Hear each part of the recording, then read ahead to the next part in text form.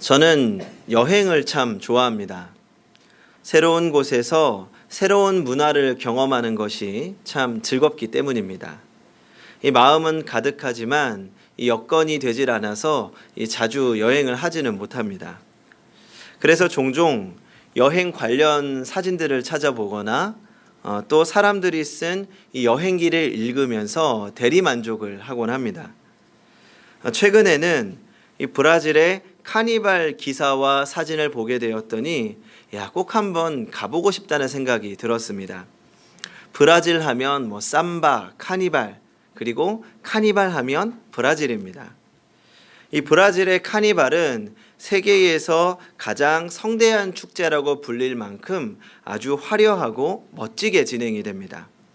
이 덕분에 매년 수백만 명의 현지인들과 또 여러 나라의 관광객들이 이 축제를 즐기기 위해서 찾아옵니다. 한번 얼마나 화려하게 축제를 하는지 한번 사진들을 한번 보시겠습니까? 네, 한번 보여주시면 네, 분장만 해도 멋있죠. 또 넘겨주시고 네, 많은 사람들이 모여서 이 퍼레이드를 하는 장면입니다. 또 넘겨주시고요. 네, 분장도 연기도 화려하고 계속 보여주시면 됩니다. 네, 감사합니다. 네, 어떻게 보시면서 한번 가서 나도 저기에 한번 참여해보고 싶다 그런 마음이 들지 않으십니까? 네, 됐습니다. 이 카니발 행사는 브라질뿐만 아니라 여러 나라에서 진행을 합니다. 프랑스, 독일 등 여러 나라에서 하고 있습니다. 혹시 이런 나라들의 공통점을 아십니까? 현재 기독교 국가이거나 과거에 기독교의 영향력이 컸던 국가입니다. 본래 이 카니발은 사순절과 굉장히 관계가 깊습니다. 이 사순절은 부활절 전에 40일간의 기간을 말합니다. 원래 사순절은 초대교회 시절의 세례자들이 교육을 받는 시간이었다고 합니다. 부활절에 세례를 받는 사람들이 40일 동안 경건하게 세례를 준비하는 기간이었습니다. 그러다가 이 로마 카톨릭 교회가 사순절을 제도화하고 형식화하면서 점점 엄격하게 변했습니다. 금식을 권장하고 또 먹는 음식도 제한해서 고기를 먹지 못하게 했습니다. 그리고 최대한의 쾌락을 자극하는 일들을 절제하면서 금욕의 시간을 보내도록 한 것입니다. 그래서 생겨난 것이 카니발입니다. 이 카니발은 원래 라틴어입니다. 카르네, 고기라는 단어와 발, 격리라는 단어가 합쳐져서 카니발이 된 겁니다.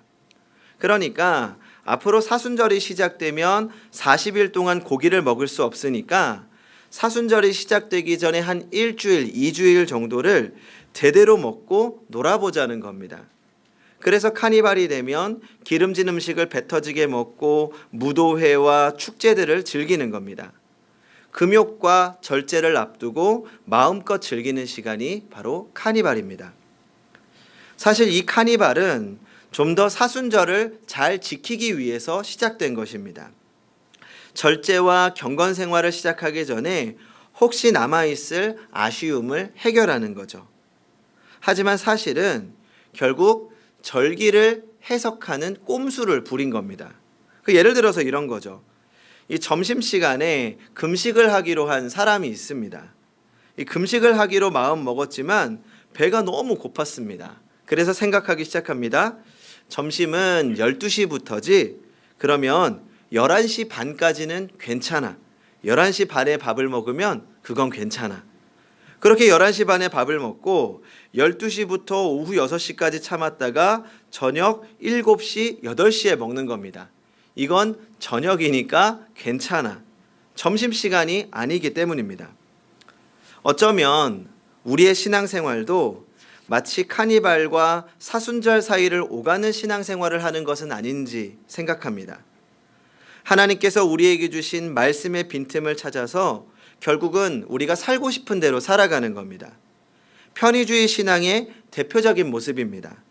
내가 원하는 말씀만 골라 듣고 내가 원하는 예수님을 만들고 내가 원하는 신앙생활을 하는 것입니다. 경건의 모양만 있고 본질은 빠져버린 것입니다. 그래서 우리는 이번 사순절을 맞아서 우리의 신앙생활을 점검하고 회복하는 시간이 되기를 바랍니다. 그러면 우리에게 주어진 이 사순절을 어떻게 지내고 어떤 신앙을 회복해야 될까요? 첫째로 죄인지 감수성을 회복해야 됩니다. 로마서 12장 2절입니다. 너희는 이 세대를 본받지 말고 오직 마음을 새롭게 함으로 변화를 받아 하나님의 선하시고 기뻐하시고 온전하신 뜻이 무엇인지 분별하도록 하라. 사순절 기간 우리가 기억해야 하는 첫 번째 말씀입니다. 최근에 우리 사회에 이목을 끌고 있는 말이 있습니다. 바로 성인지 감수성이라는 말입니다. 이 말은 성범죄 사건을 심리할 때 이 피해자가 처한 상황과 맥락과 눈높이에서 이 사건을 바라보고 이해해야 한다는 것을 말합니다. 예를 들어서 한 남자가 어떤 여자에게 성희롱을 했다고 생각해 보겠습니다. 그 남자는 별 생각 없이 남자들끼리 술자리에서 하는 식으로 성희롱 발언을 합니다. 그런데 같이 있던 여자가 그 말을 듣고 성적 수치심을 느꼈습니다.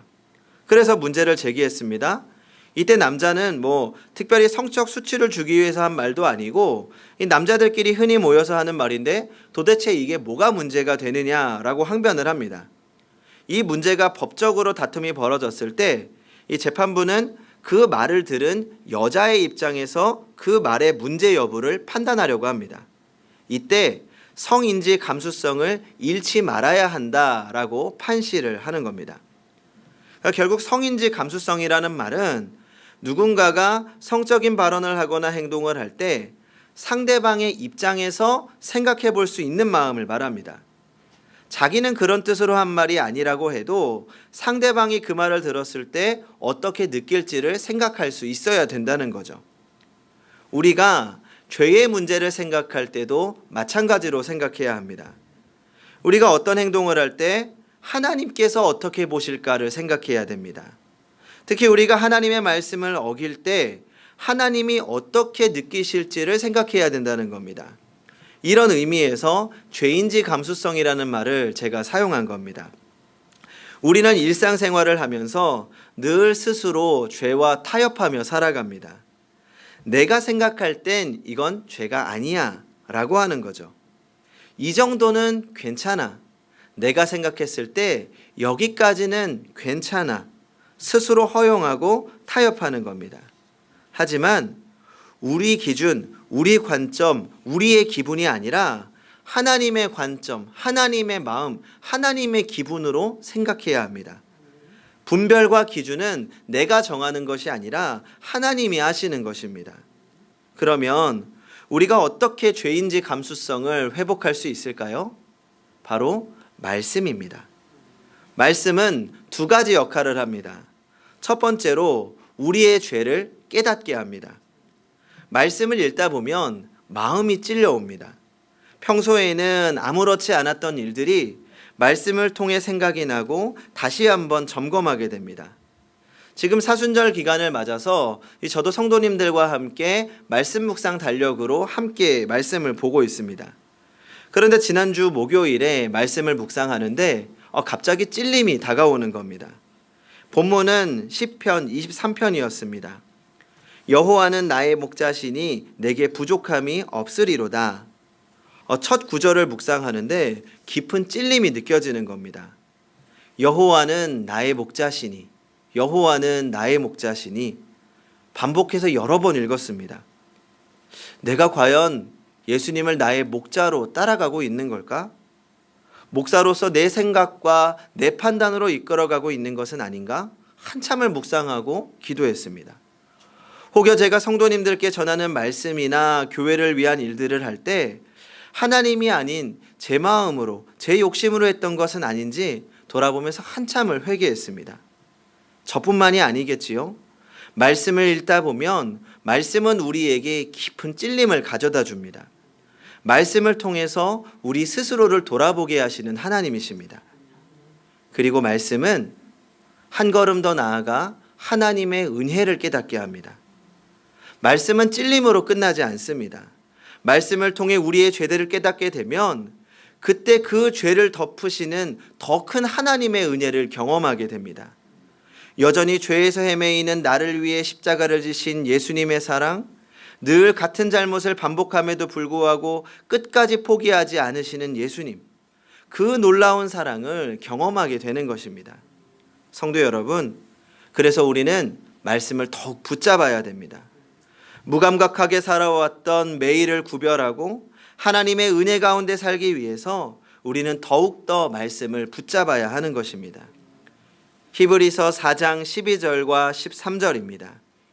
하나님의 말씀은 살아있고 활력이 있어 좌우의 날선 어떤 검보다도 예리하여 혼과 영과 및 관절과 골수를 찔러 쪼개기까지 하며 또 마음의 생각과 뜻을 판단하나니 지으신 것이 하나도 그 앞에 나타나지 않음이 없고 우리의 결산을 받으실 이의 눈앞에 만물이 벌거벗은 것 같이 드러나느니라. 아멘.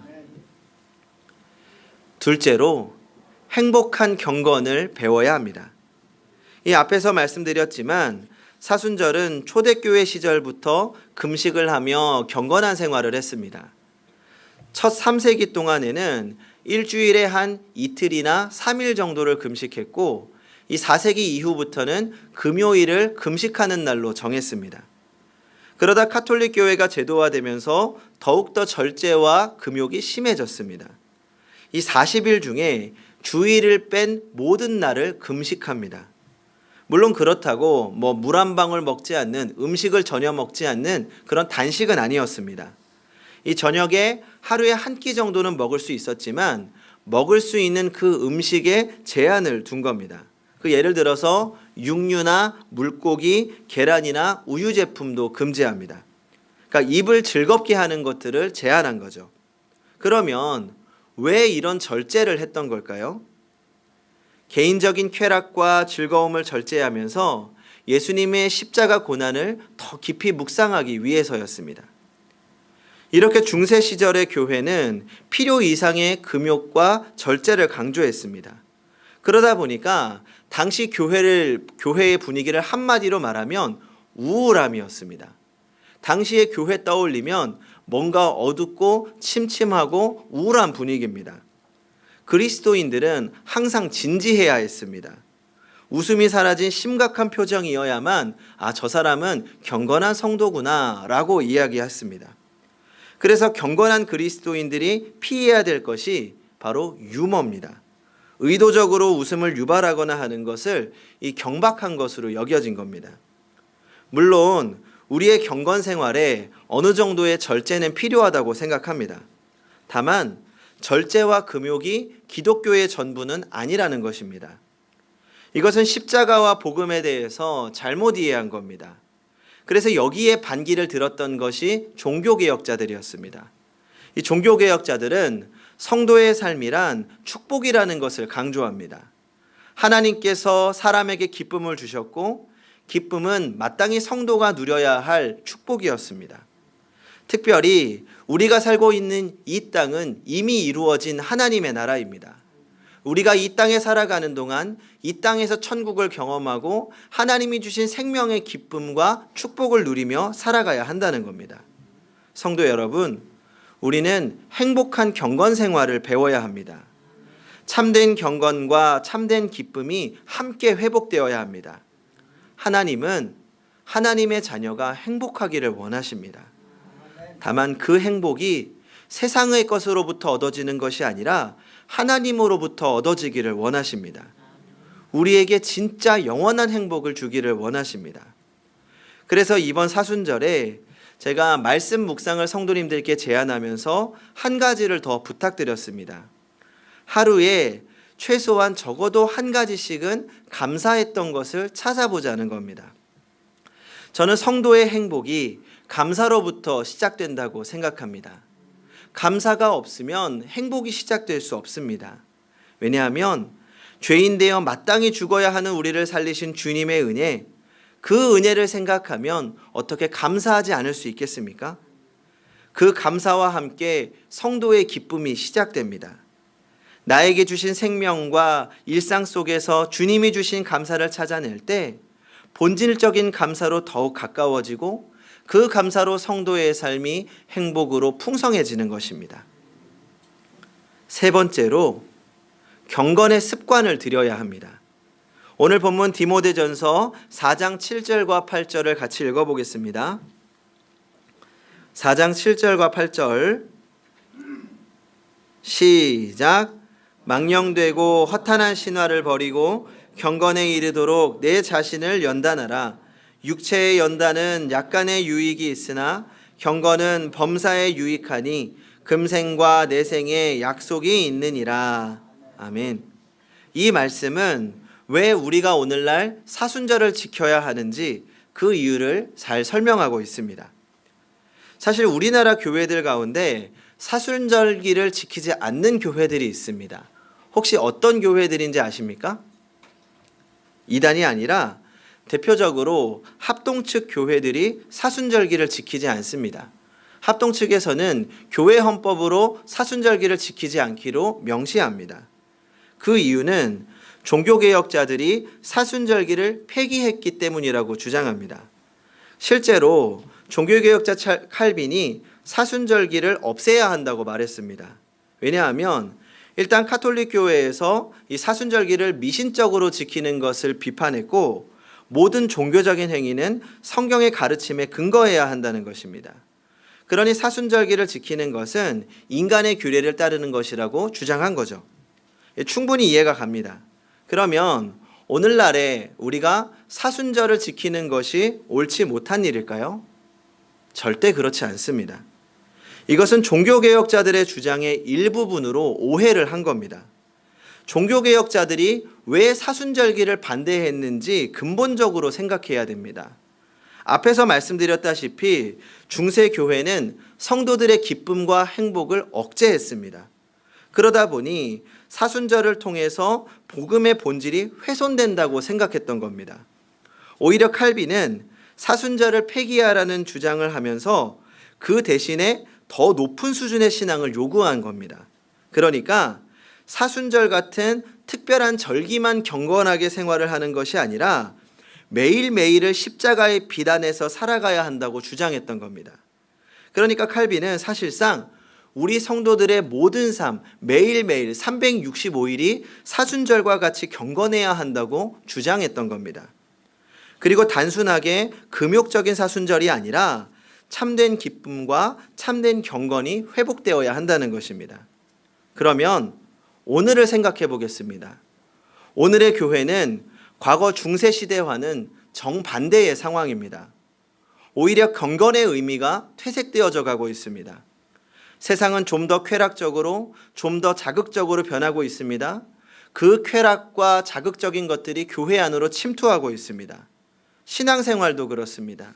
더 이상 무거운 짐을 지려고 하지 않습니다. 신앙생활도 무조건 행복하기를 원합니다. 개인주의 신앙으로 변질되어 가고 있습니다. 그러다 보니 신앙의 중심이 하나님 중심에서 사람 중심으로 옮겨갑니다. 하나님을 위한 예배가 아닌 사람을 위한 예배, 하나님이 기뻐하시는 예배가 아니라 사람이 기뻐하는 예배, 하나님을 위한 교회가 아니라 사람을 위한 교회로 변질되어 가고 있는 것입니다. 앞세 초대교회 시절에는 사순절 기간 동안 세례교육을 받아야 했다고 말씀드렸습니다. 40일 동안의 엄격한 절제와 경건의 훈련을 통해서 참된 주님의 자녀로서의 정체성을 회복하고 또 어떻게 살아야 하는지 훈련하는 기간입니다. 그런데 만약 오늘 이 시대에 40일 동안의 금식과 성경 공부, 경건 훈련을 마쳐야만 세례받을 수 있다고 한다면 과연 세례를 받기로 결심하는 분들이 얼마나 될까요?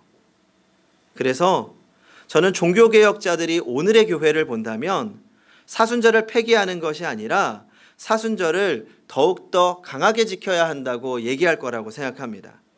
경건의 의미를 회복하기 위해서 절제와 기쁨의 균형을 위해서 영적 훈련의 기회로 삼아야 하는 것입니다. 단순하게 절기를 지키는 것으로 만족하거나 우상화하는 것이 아니라 경건의 습관을 들여야 하는 겁니다. 그래서 종교개혁자들이 매일의 삶이 경건의 삶이 되기를 위해서 사순절 폐기를 주장했던 것처럼 우리는 매일의 삶이 경건의 삶이 되기 위해서 사순절을 경건의 연습으로 삼아야 할 것입니다. 그래서 제가 오늘 성도님들께 정말 꼭 부탁드리고 싶은 것이 있습니다. 지난주에 나누어 드렸던 사순절 달력과 말씀 묵상 그리고 감사의 교제에 적극적으로 동참해 주시기를 정말 간곡하게 부탁드립니다. 하루에 10분 아니면 부족하면 5분이라도 내어서 적어도 이 기간만큼은 말씀을 한번 가까이 해보시기 바랍니다. 그 5분이 더해져서 우리의 하루를 변화시킬 것이고 그 5분이 더해져서 우리의 삶을 변화시킬 것이라고 저는 믿습니다. 사실 굉장히 귀찮은 일입니다. 말씀을 묵상하는 것만도 힘이 드는데 그것을 적고 누군가와 나눈다는 것은 너무나도 귀찮은 일입니다. 하지만 여기서부터 우리의 경건 훈련이 시작됩니다. 아주 작고 귀찮고 힘든 일을 조금씩 해나가면서 그동안 내 삶의 습관을 바꾸고 세상 중심이었던 내 삶의 중심을 하나님 중심으로 바꾸는 시간입니다. 하루에 5분도 주님께 드리지 못한다면 어떻게 우리의 삶의 중심이 바뀔 수 있을까요? 제 중학교 동창 중에 다이어트 프로그램을 운영하는 친구가 있습니다. 사람들이 운동을 하면서 이 다이어트를 할 수 있도록 동기부여를 하고 관리해 주는 겁니다. 꽤나 유능한 친구여서 이 친구가 맡은 사람들이 대부분 다이어트에 성공한다는 겁니다. 그래서 어떻게 그렇게 가능한지를 물어봤습니다. 그랬더니 3일 운동의 법칙이 있다는 겁니다. 무슨 말인가 다시 물어봤습니다. 무슨 말이냐면 3일만 버티면 한 달을 버티고 한 달만 습관을 잘 들이면 목표까지 충분히 도달할 수 있다는 겁니다. 그래서 어떤 회원이든지 간에 일단 등록을 하면 처음 3일 동안은 아주 집중적으로 케어를 한다는 겁니다. 이 3일 동안은 거의 옆에 붙어 있다시피 하면서 또 미래에 대한 이야기와 긍정적인 이야기와 목표를 가르쳐 주는 겁니다. 그렇게 3일 동안만 견디면 어느 정도 용기가 생겨서 한 달 정도는 절제가 가능하다는 거죠. 그리고 그 한 달 동안만 식습관이나 운동의 습관을 잘 들이면 마지막 목표까지 도달할 수 있다는 것입니다. 그러면서 자기만의 한 가지 특별한 노하우가 있다고 이야기를 하는 겁니다. 이 뭔가 했더니 이 다이어트를 시작하기 전에 이 다이어트를 신청한 사람들, 그 사람들을 모아서 매칭시켜 준다는 겁니다. 실제로 다이어트를 시작하기 몇 주 전부터 만나서 함께 이야기하고 먹을 것을 맛있게 먹으면서 이제 서로 동기부여를 하고 친해지는 거죠. 그리고 이제 막상 다이어트가 시작이 되면 같이 식사 조절하고 같이 힘들어하고 또 같이 위로하고 같이 운동을 하게 한다는 겁니다. 그렇게 한번 커뮤니티가 확실하게 결성이 되면 커뮤니티 전체가 성공을 한다는 거죠. 반대로 커뮤니티가 실패하면 다이어트 전체가 실패하게 되는 겁니다. 전 우리의 경건 훈련도 이와 같은 과정을 거쳐야 된다고 생각합니다. 먼저는 우리 스스로가 경건의 습관을 들여야 됩니다. 오랫동안 운동을 하지 않다가 운동을 시작하면 온몸이 뻐근합니다. 평소에 쓰지 않던 근육을 사용하기 때문입니다. 하지만 처음을 잘 견뎌내고 고통을 이겨내고서 조금씩 근육이 붙기 시작하면 수월해지기 시작합니다. 그리고 습관이 되고 나면 오히려 운동을 하지 않으면 불편하고 찜찜하게 되는 거죠. 마찬가지로 경건의 훈련도 시작을 잘해야 합니다. 그리고 습관이 될 때까지 잘 견디고 그 습관이 되어서 하지 않으면 불편한 삶으로 바뀌어야 하는 것입니다. 그리고 무엇보다 경건의 훈련은 나 혼자만 하는 것이 아닙니다. 하나님께서 우리에게 교회를 허락하신 것은 혼자 믿음을 지켜나가기 어렵다는 것을 너무나도 잘 알고 계셨기 때문입니다. 지체들과 함께 말씀을 나누고 함께 은혜를 나누면서 함께 경건의 훈련을 이루어가야 합니다. 어찌 보면 우리의 공동체가 은혜로 하나가 될 때, 공동체가 함께 성숙해져 갈 때 우리 개인의 성숙도 이루어져 가는 것입니다. 얼마 전에 제가 전도사 시절에 섬기던 교회에 선생님을 만났습니다. 저와 같이 어린아이를 키우는 가정이었습니다. 서로에 대한 가정 이야기를 하다가 이 본인의 집에서 매일 하는 한 가지 이벤트를 이야기해 주었습니다. 이 무엇인가 하면 매일 밤 저녁이 되어서 잠자기 전에 촛불을 하나 켜놓고 새 가족이 둘러 앉아 있는 겁니다. 그리고 손을 잡고 돌아가면서 그날에 감사했던 것을 한 가지씩 이야기하는 시간입니다. 돌아가면서 감사 이야기를 마치고 나면 하나, 둘, 셋 함께 촛불을 끄고 잠자리에 든다는 것입니다. 그 이야기를 들으면서 너무 따뜻하고 행복한 가정의 모습이 그려졌습니다. 가족이 둘러앉아 손을 잡고 감사를 나누고 하루를 마무리하는 모습, 이것이 아름다운 교회의 모습이 아닐까요? 성도 여러분, 오늘 우리는 믿음 생활하기 참 힘든 세상을 살고 있습니다. 경건이라는 단어가 부담스러운 세상을 살아갑니다. 우리는 카니발과 사순절 사이에서 위태하게 살아갑니다. 하지만 쾌락 중심인 카니발에 빠져서도 지나친 금욕의 사순절이 되어서도 안 됩니다. 우리를 너무나 사랑하시는 하나님, 우리의 행복과 성숙을 동시에 원하시는 하나님의 자녀다운 행복한 경건 생활을 해야 합니다. 물론 때로는 하나님의 자녀로 살아가는 것이 무겁고 힘이 들기도 합니다. 그때 우리가 기억해야 하는 것은 하나님께서 지금 우리와 함께 하신다는 것입니다. 하나님의 자녀로 살기 위해 애를 쓰는 우리를 주님께서 지켜보고 계십니다.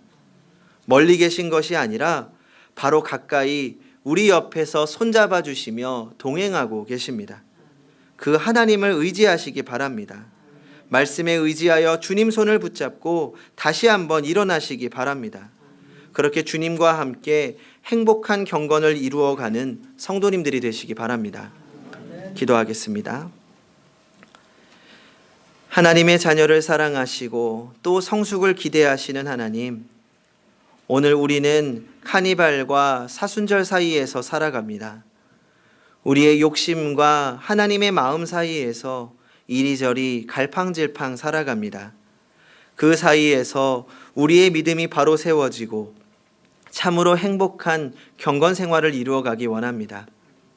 하나님이 주신 아름다운 세상에서 늘 즐겁고 행복하며 또 주님이 원하시는 모습으로 변해갈 수 있는 시간 되게 하여 주시옵소서.